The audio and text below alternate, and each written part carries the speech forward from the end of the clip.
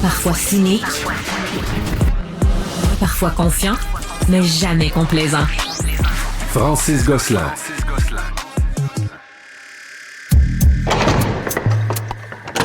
La criminalité, c'est un cycle. Et tu vois, le nouveau procès va se dérouler sans qu'aucun témoin ne se présente à la barre. L'histoire des criminels racontée par l'unique journaliste d'enquête, Félix Séguin. Ça a l'air que ça se passe pas trop bien ces jours-ci au Venezuela. Il y a des manifestations dans la rue. Le président sortant, Maduro, souhaite pas sortir, comme on dit. Et évidemment, tout ça est un terreau fertile, Félix, pour d'autres types d'intérêts que ceux politiques.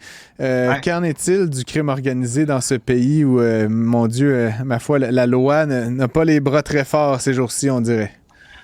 Intrinsèquement lié à la politique, bien sûr. J'aime bien ton expression quand tu dis que le président sortant veut pas sortir. Il veut tellement pas sortir qu'il veut même pas publier les résultats de l'élection.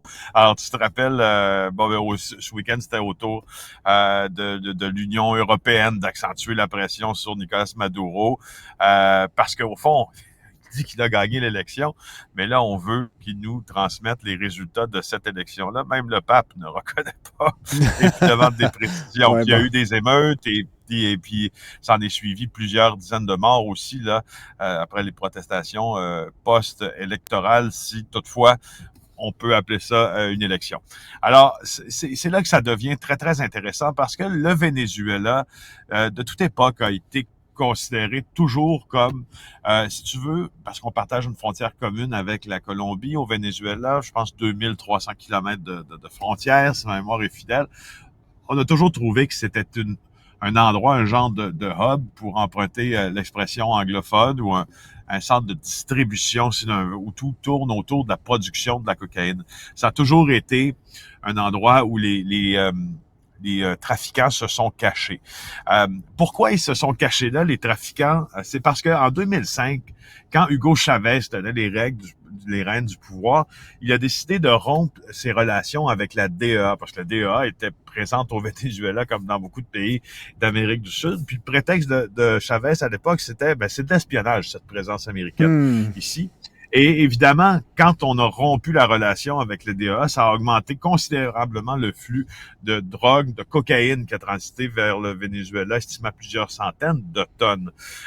Et tu vois, au hasard, selon le Centre français de recherche sur le renseignement, les saisies de cocaïne ont chuté de 40% à partir de cette décision-là d'Hugo Chavez.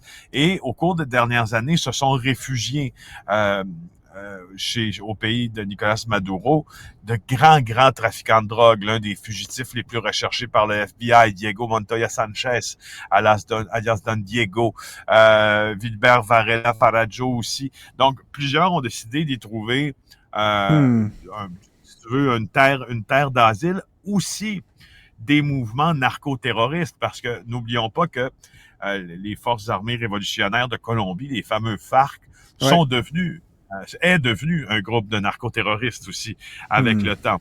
Alors, donc, observation intéressante, la fameuse Bible Inside Crime, que je te cite souvent, se fend d'un long papier justement sur ses prédictions pour le trafic, en tout cas, pour tous les types de criminalité, là, mais post-victoire, j'utilise encore des guillemets de Nicolás Maduro. Parce qu'au Venezuela, c'est quoi au fond? Qu'est-ce que le Venezuela a besoin? Je suis sûr que, comme économiste, tu le sais, c'est des devises. Ils ont besoin de devises étrangères, puis la cocaïne leur offre des devises étrangères.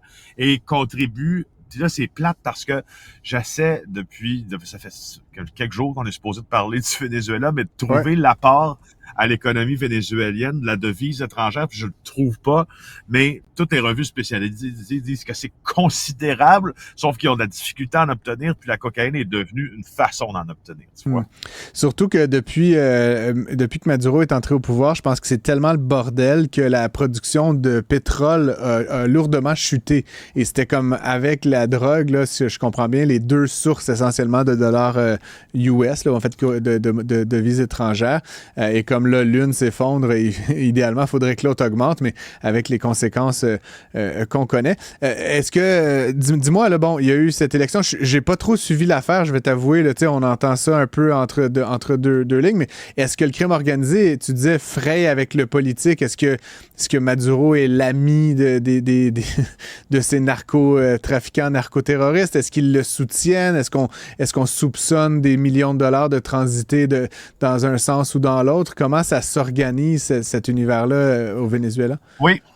En fait, tant la DEA que le département de la justice américain que les journalistes qui écrivent beaucoup là-dessus, je te cite entre autres Jerry McDermott, affirment que les gangs de narcotrafiquants sont très, très, très proches du pouvoir et puis de l'appareil étatique, puis de la police aussi.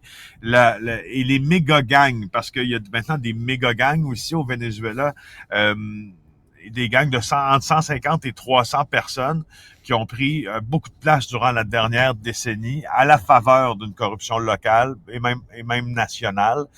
Même un des criminologues qui s'est penché là-dessus, qui s'appelle Fermin Marrell, a dit que c'est une structure criminelle de délinquance organisée violente, qui sont mus aussi par des idéologies. Donc, les mots sont très durs quand on parle des gangs du Venezuela. Et, tu sais, si je te parlais de ceux qui y ont trouvé asile, des criminels qui y ont trouvé asile assez récemment, il y a même le cartel probablement sud-américain le plus fort présentement, là, si on exclut le Mexique, là, parce qu'il faut toujours parler du Mexique comme une réalité à part, celui de Norte del Valle, tient ses opérations beaucoup plus maintenant au Venezuela qu'ailleurs. Et il y a quelque chose aussi qui vaut la peine d'être mentionné, c'est que, au fond, le Venezuela n'est plus qu'un endroit où transite de la cocaïne dans ce marché global.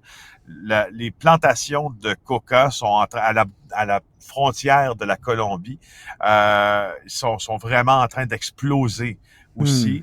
Et avec l'aide des FARC, entre autres, moi je m'étais rendu dans le sud de la Colombie il y a quelques années pour documenter ça, puis on le voyait bien que rien ne peut être régi sans les forces armées révolutionnaires recyclées en narcoterroristes aussi dans ce coin de la planète. Toujours excitant et terriblement déprimant de parler avec toi, Félix. mais non, je te charrie, évidemment. Merci, évidemment, de nous partager tes connaissances avancées et tu es à l'épreuve de tout, là, évidemment, des questions pas faciles toujours. Félix Séguin, je rappelle que tu es journaliste au bureau d'enquête de Québecor. On se retrouve demain pour d'autres aventures criminelles, toi et moi. Merci. Bye bye.